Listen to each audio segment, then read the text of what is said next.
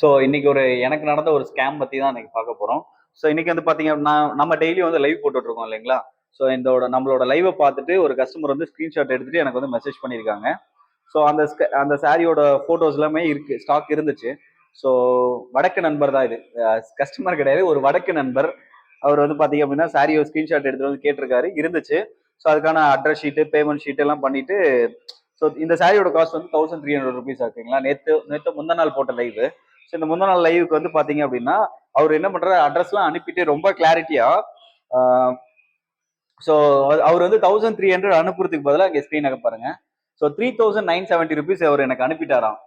So நான் இது என்னன்னா, இது உடனே வந்து ஒரு கண்டினியூஸா ஃபோன் கால் பண்ணிட்டே இருக்காங்க, ஒரு மெசேஜ் போட்டுக்கிட்டே இருக்காங்க, கால் பண்ணிக்கிட்டே இருக்காங்க, மிஸ்டு கால் கொடுத்துட்டே இருக்காங்க.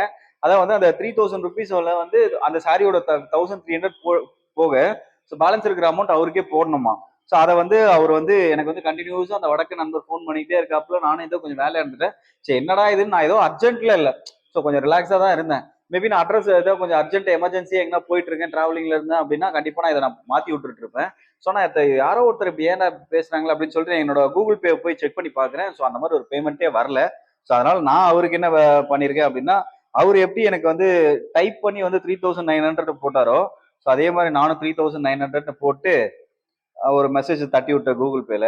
ஸோ அதுக்கப்புறம் ஒரு ஜோக்கர் மாதிரி ஒரு சிம்பிளை போட்டு முடிச்சு விட்டேன். ஸோ இது வந்து ஆல்ரெடி எங்களுக்கு இந்த ஸ்கேம் நடந்திருக்கு.